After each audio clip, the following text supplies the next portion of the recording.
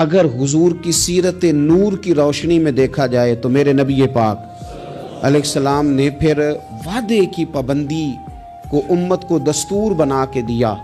حضرت حذیفہ بن یمان، حضرت ابو حسین رضی اللہ تعالیٰ عنہ، یہ دو لوگ کہتے ہیں کہ بدر کی جنگ میں نا ہم حضور کے ساتھ لڑنے کے لیے گھر سے نکلے، رستے میں ابو جہل نے اور کچھ اور لوگوں نے ہمیں روک لیا، کہاں جا رہے ہو؟ ہم نے کہا حضور کی زیارت کے لیے۔ انہوں نے کہا نہیں، تم جنگ کرنے جا رہے ہو، لڑائی کرنے جا رہے ہو، تم لڑو گے۔ ہم نے وہاں وعدہ کر لیا کہ ہم نہ صرف زیارت کریں گے، ہم لڑیں گے نہیں، وعدہ کر لیا۔ جب ہم حضور کی بارگاہ میں پہنچے نا تو عرض کی یا رسول اللہ صلی اللہ تعالی علیہ وسلم، حضور ہم وہاں وعدہ کر رہے ہیں کہ لڑیں گے نہیں، ورنہ وہ آنے نہیں دیتے تھے، ہمیں گرفتار کر لیا تھا انہوں نے، وعدہ کر رہے ہیں کہ لڑیں گے نہیں۔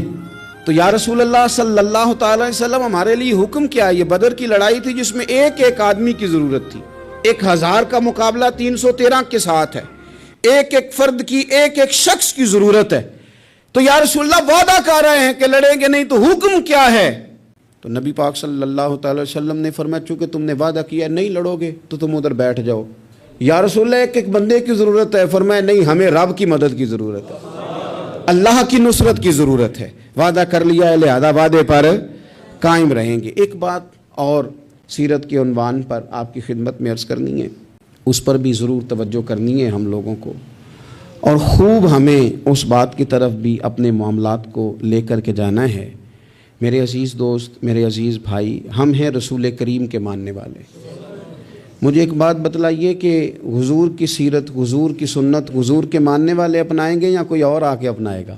ایک شخص نے دعویٰ کیا کہ یا رسول اللہ میں آپ کا غلام ہوں، تو اب سیرت پر عمل اسی نے کرنا تھا کہ کسی اور نے باہر سے آ کے کرنا تھا؟ ہم اس طرح کر رہے ہیں کہ ہم نا سیرت نبوی سے، میں بہت سارے دوستوں سے جب کہتا ہوں نا آپ داڑھی شریف حضور کا طریقہ مبارکہ اس کو اپنائیں، تو وہ کئی قسم کے بہانے کرتے ہیں۔ بعض دوست یہ کہتے ہیں کہ میں ابھی نیک نہیں ہوں، تو میں کہتا ہوں اس دنیا میں کون بندہ ہے جس نے یہ دعویٰ کر لیا ہے کہ میں اب اتنا نیک ہوں کہ کبھی گناہ نہیں کروں گا؟ کوئی ہے ایسا انبیاء کے بعد، فرشتوں کے بعد کوئی معصوم ہے امت میں؟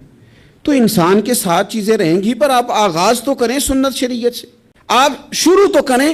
ہم نے کس دن سنت شریعت کا سفر کرنا ہے؟ نبی پاک صلی اللہ علیہ وسلم کے ہر فعل میں حکمت، حضور کی ہر بات میں حکمت۔ کیا ایک چھوٹی سی بات ہے مسواک، کوئی بڑی بات ہے؟ لیکن کتنا بڑا دور آ گیا، کتنے لوگ تبدیل ہو گئے اور کتنی چیزیں آئیں اور کتنے سال بیت گئے، لیکن اس ایک حضور کی ادا کی اہمیت ختم، اس کی اہمیت اپنی جگہ پہ اتنی آج بھی قائم ہے کہ بہت بڑی ریسرچ کے بعد جو بڑے لوگ تھے انہوں نے کہنا شروع کر دیا جو پابندی سے مسواک کرے اسے کینسر نہیں ہوتا۔ کیا ایک چیز مسواک ہی ہے، اور میرے نبی پاک کی پسند اتنی زیادہ ہے یہ، یعنی بہت ساری چیزوں کو نا معاذ اللہ تعالیٰ ہم سمجھتے ہیں یہ تو سادی سی بات بتا رہے ہیں مولانا صاحب، یہ تو پیر صاحب نے بڑی سادی سی ایک ہمارے سامنے چیز رکھی ہے، وہ تو کوئی بڑا فلسفہ بیان کرتے تو تب ہماری سمجھ میں آتا تھا، تو ایک سادی چیز رکھی، او خدا کے بندے یہ اتنی پیاری ہے کہ حضور فرماتے ہیں اگر امت پر مشکل نہ ہوتا تو میں ہر وضو کے ساتھ مسواک کو ضروری قرار دے دیتا۔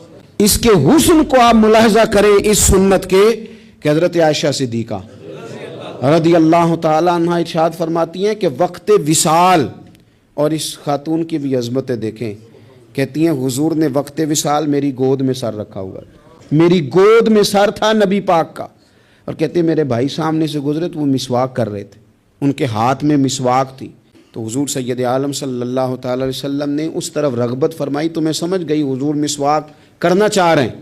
یعنی آپ میری بات پر غور کریں کہ عین وقت وصال ظاہری رسول کریم صلی اللہ تعالی علیہ وسلم نے اس موقع پر بھی مسواک کی طرف رغبت فرمائی، فرمایا مجھے چاہیے۔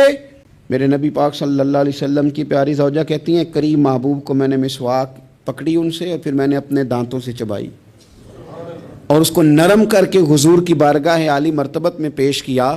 او میرے عزیز بھائیوں، اگر سنت کا وہ ذوق ہماری طبیعت میں پیدا ہو جائے، وہ شوق، ہمارے استاد صاحب فرمایا کرتے تھے یہ کیا بات ہوئی کہ ہمیں بتانا پڑے ہمارا کون سا مذہب ہے، یہ کیا بات ہوئی ہمیں بتانا پڑے کہ ہم عاشق رسول ہیں، یہ کیا بات ہوئی ہمیں بتانا پڑے کہ فلاں شیخ کے ماننے والے ہیں، ہماری ادائیں کیوں نہیں بتاتی کہ ہم رسول پاک کے غلام ہیں، ہماری ادائیں کیوں نہیں بتاتی کہ ہم نبی پاک صلی اللہ تعالی علیہ وسلم سے محبت کا دم بھرنے والے؟ تو رسول پاک صلی اللہ تعالی علیہ وسلم کی سیرت نور. اور میں آپ کو ایک اور بات بھی عرض کروں، ہم نے بہت بڑی غلطی کی کہ ہم حضور کی سیرت تک پہنچنے میں کامیاب نہیں ہوئے. ہم نے بڑی باتیں سنی، بڑا کچھ ہم نے اپنی زندگی میں پڑھا. اگر حضور کی سیرت نور کو پڑھنا شروع کریں، ایک ایک پہلو حضور کی مقدس زندگی کا، آپ محسوس کریں گے کہ آپ کی روح پرواز کرنے لگی ہے. آپ محسوس کریں گے کہ خود بخود اندر کے میل دھلنے لگے. آپ نہ پڑھتے پڑھتے ہی محسوس کریں گے کہ کساوتیں ختم ہو رہی ہیں، عداوتیں ختم ہو رہی ہیں. میرے دل کے اندر جو میل کچیل نفس کی شرارت کا تھا وہ دھل رہا ہے. رسول پاک کے جتنا کوئی قریب جاتا ہے اتنا وہ رب کے قریب ہو جاتا ہے، اتنا وہ اللہ کے قریب ہو جاتا ہے.